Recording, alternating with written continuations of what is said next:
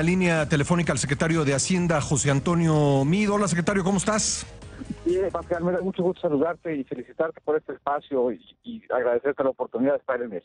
Gracias, muy amable. Bueno, pues sigue como asunto informativo, yo creo que social, también el aumento en el precio de los combustibles. Hay pues diversas manifestaciones de inconformidad en el país y ha habido dos mensajes ya del presidente de la República sobre este tema.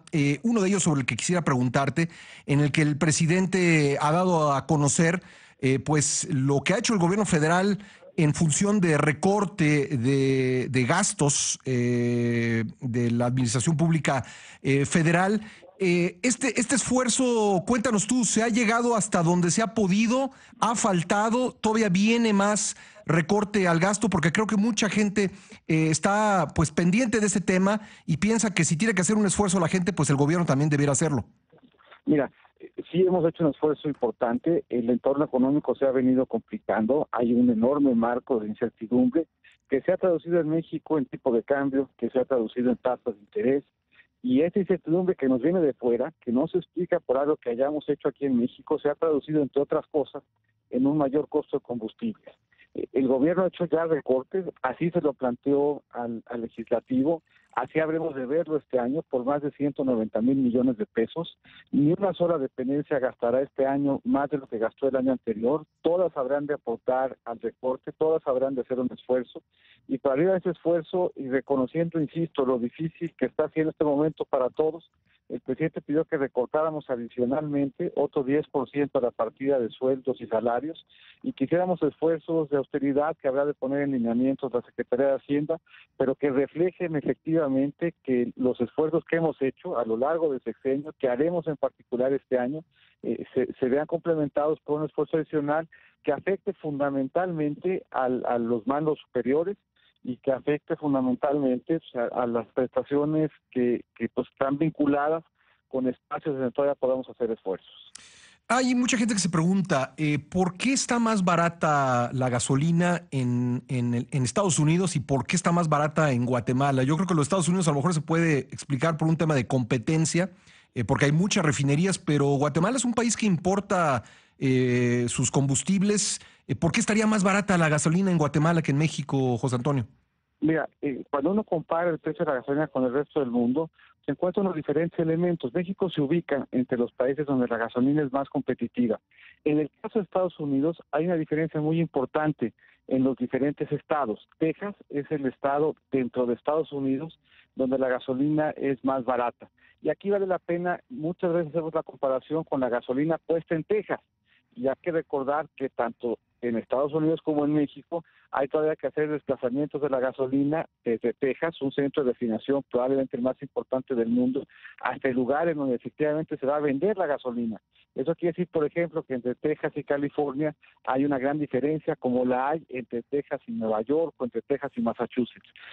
Es más barata la gasolina en México que en Guatemala, lo es que en Belice, lo es que en el resto de Centroamérica, prácticamente todo Latinoamérica, con excepción de Bolivia, Ecuador y Venezuela, pero comparado con Brasil, con Argentina, con Chile, con Uruguay, con Cuba, con los países centroamericanos, la gasolina es competitiva. Y aquí hay que recordar, Pascal, que cuando uno compra gasolina está uno pagando tres cosas.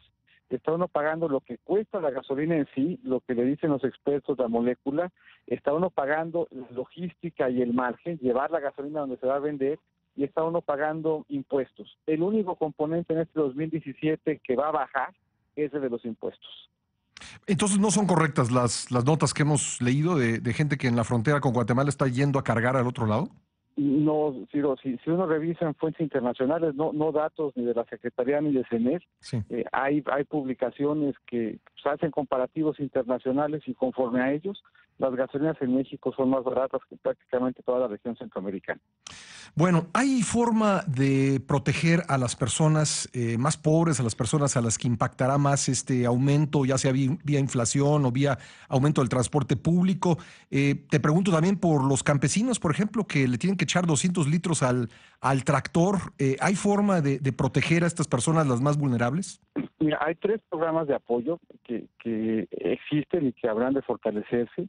El primero de ellos, y es importante recordarlo, el caso del transporte público y del transporte de carga, no solamente el combustible es deducible, sino que además se le otorga al transporte formal, tanto de pasajeros como de carga, un estímulo que les permite el que acrediten el impuesto contra el impuesto sobre la renta. Eso quiere decir que los transportes formal no paga el impuesto que llevan las gasolinas, el impuesto especial de producción y servicios. Entonces no debería subir el Igualmente, pasaje, ¿verdad? y además en un sentido adicional, yo creo que es muy importante la pregunta que haces, porque de repente piensa uno que el impacto del transporte público se parece al impacto que tiene el de un automovilista en lo individual. Y acá hay que reconocer que el consumo de gasolina es muy diferente en su intensidad, dependiendo del decil de ingresos en donde uno se ocupe. Si uno va manejando una camioneta solo, no, pues el impacto del precio en la gasolina pues lo asume todo el de esa camioneta. En cambio, en el transporte público, ese incremento, primero deducible, después acreditable, se diluye entre todo el pasaje que está usando el transporte público, por lo que si uno considera que el transporte está creciendo en términos del pasaje que está movilizando, pues no habría ninguna razón para que el transporte público repercutiera con mayores precios lo que está pasando con las gasolinas. Deducible, acreditable y además atomizado entre una población creciente que está usando el transporte público. Bueno, por último, no pretendo que le ganes la nota al presidente, pero hoy se anuncia un programa de apoyo a las familias. ¿Piensas, porque estoy seguro que debes tener la información, que esto pues abonará a generar tranquilidad en la población que ha mostrado mucha irritación con el aumento al precio de los combustibles? Mira, yo estoy seguro que sí. Es un programa que acaba de anunciar el presidente amplio, es un programa que recoge elementos de apoyo directo, de acciones que apoyan directo a los bienes y consumos importantes pues, para la mayor parte de la población, y también es un programa que busca generar certeza y estímulo para la inversión y para la preservación del empleo, para que en este contexto de mucha incertidumbre nuestra economía siga mandando señales de certeza y nuestra economía ahorita en los momentos difíciles que atraviesa vaya encontrando espacios para mantener la inversión, para mantener el empleo y para que juntos todos los sectores hagamos esfuerzos para cuidar entre nosotros a los que tienen más necesidad. Bueno, ahora quisiera preguntarte por último, ha declarado en los medios tu antecesor en la Secretaría de Hacienda, el hoy senador Ernesto Cordero, diciendo que las finanzas públicas están en desorden. ¿Qué le responderías tú al senador Cordero? Mira, ciertamente pues, enfrentamos retos complicados por el ambiente que nos obligan a hacer esfuerzos en materia de finanzas públicas. Desde el 2008, esta es la primera vez que vamos a tener un superávit primario. Estamos buscando que la deuda como porcentaje del PIB se estabilice y empiece a caer.